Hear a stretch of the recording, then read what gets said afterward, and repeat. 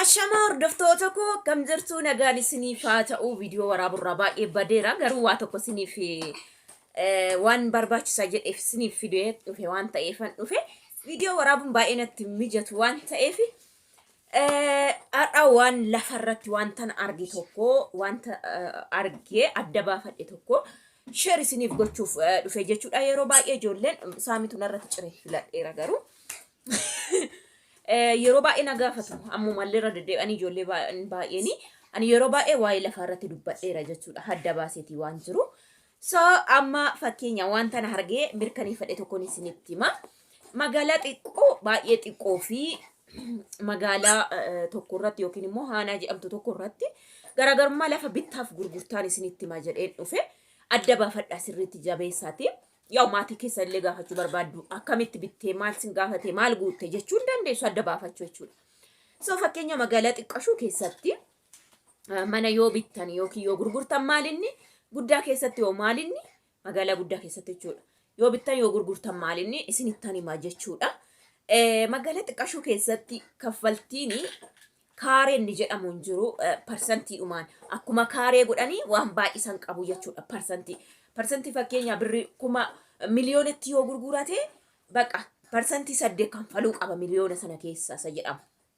So 500 yoo gurgure immoo parsantii 8 kanfaluu qaba isa jedhamu jechuudha. Akkasitti kanfaluu jechuudha.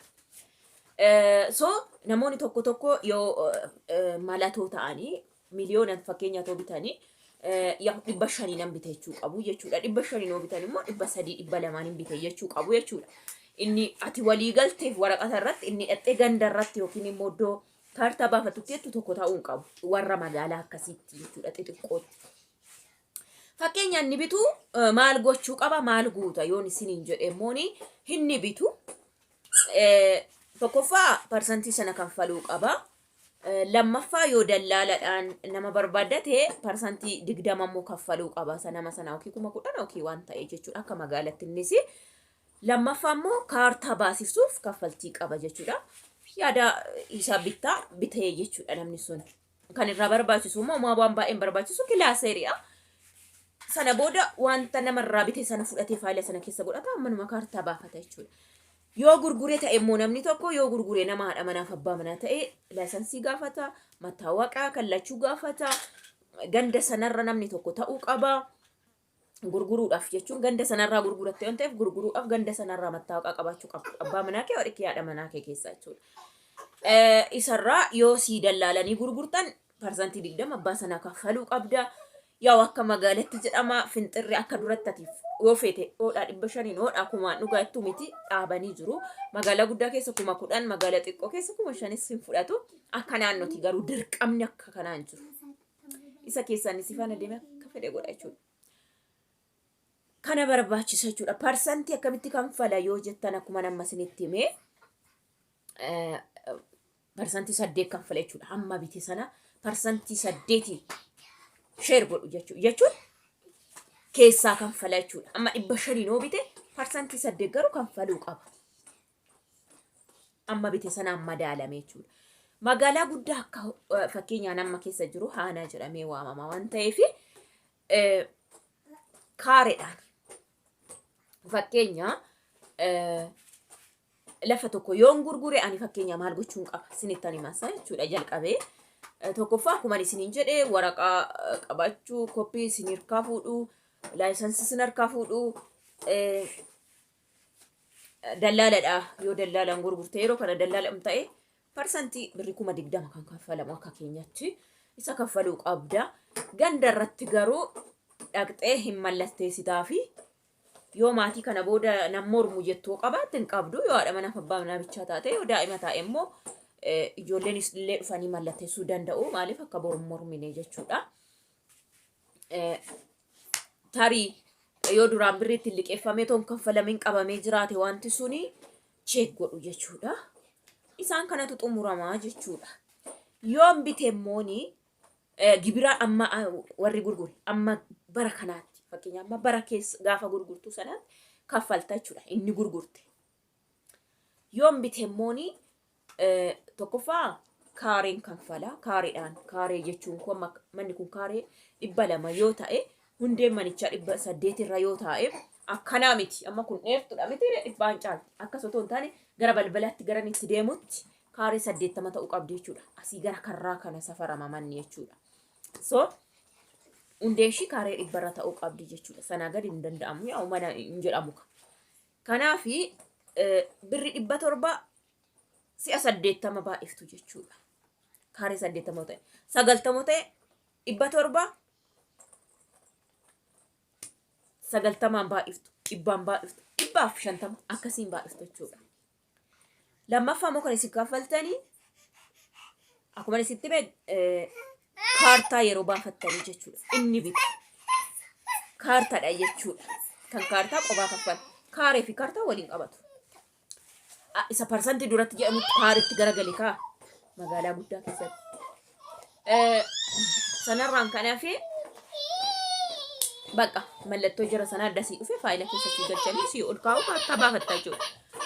Yoo kaartaan qabaanne manoonni kun yookiin inni bitu kaartaa yoo qabaanne xiqqoo wacii iddoo xinnootti hin baatu jechuudha. Innis maa inni haadhu fudhis ammasitti nan fixa. Haasa'uttanii jennaan ta'e dhufe haasa'u. Yoo fakkeenya iddoo pilaanii hin qabne ta'e immoo kaartaa hin qabne ta'e immoo tokkoffaa ganda sanarraa mattaawaqa baaftu lama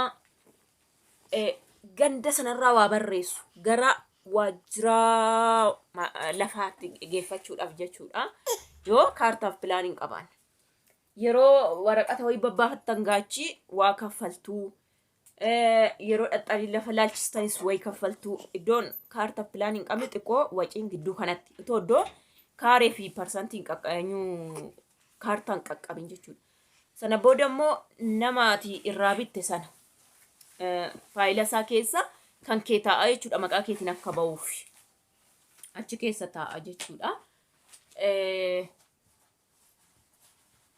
Sana booda dhufanii lafa iddoon kun daandiin irra baamoo irra ba'usa jedhamu hin laalu. Yeroo laalan sanas jara sana waan ta'in kaffaltuu waan xixiqqoo jechuudha.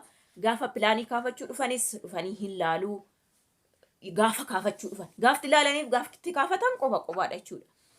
Gaafa sanas waan ta'in kaffaltuu sana booda immoo dhaqanii kaartaa isin hojjetu jechuudha. Tokkoffaa ganaa kaartaa isin hojjetu jechuudha. Duraan pilaanii duraanumaan qabu caraqaasa jedhamu. Tokkoffaa akkuma jedhame kaareedhaan isin kaffalchiisu magaalicha yoo ta'e yoo lafaachi sittu taate parsantiidha. Achi immoo kan kaartaa kaffaltuu jechuudha.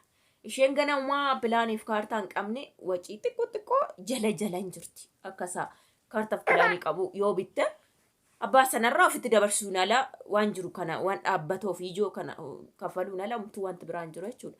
Garuu isheen ganaa lafa caraqaa bittee irratti kaartaaf pilaanii hojjechisuudhaaf deemtu iddoo iddootti waan taate xixiqqoo hin qaba jechuudha wacii. Kanaaf maaliin adda baafattu seetanii yeroo namni tokko lafa sii binneettan maal kaffaltee maal baastee jechuu ni dandeessu waanuma kana guuttata jechuudha. Tokkoffaa hin bitee gatii bitee sitti himuu danda'a. Lammaffaa parsantii yookiin kaareen kaffalee siin jechuu danda'a akka magaalaatti. Sadii kaartaan baasise siin jechuu danda'a. Yoo caraqaa ta'e immoo akkuma ammaa kana piroosasii keessa dhokattee jirti waan ta'eef si ibsuu danda'a jechuudha. Kanuma gaafii qabdan yookiin yaada qabdan illee na gaafachuu dandeessu. Viidiyoo irraa badee jira. Saamii yeroo nan viidiyoo haasa'u ana taasa'aa jedha. Yoo rafe immoo biraa shokossu akkana gochuun hin danda'amu. Viidiyoo irraa fagaadhe isumaa jecha dhugaa dubbachuuf waan hin hojjedhu dhabee miti isumaaf jecha. Hin yaa'uu viidiyoo kaameraa laalee ta'an haasa'aa jedha. Yoon immoo raffisee ala taa'ee yeroo haasa'u immoo namni na dhagaffata. Waan hin ofii mana keessaa hiyyuu se'a namni. Isaaf jedheen ala taa'ee haasa'uu sodaadha jechuudha yeroo baay'ee jechuudha. Naanaasaan waan ufuma mana keessatti akkasitti yaasa'u sagalee ol fuutan immoo malee hin ta'u. Inni daandii deemu inni bukkee gadi ba'anii fa'idha dhaabatu innaa tokko kanaaf jechanii mana keessatti immoo naanni immoo gee haasa'uuf hin ka'a. Yeroo ka'e immoo kaameeraan ilaalaa jedha. Kanaafan badee ammaa baqa. Innaa duraan hin raffiseetan haasa'a ture. Akkana siqee karaa sana raffisee amma algarra raffisuun hin jiru. Innasuma bum lafaan of godha waan ta'eef akkasii kanuma gawaanti jira.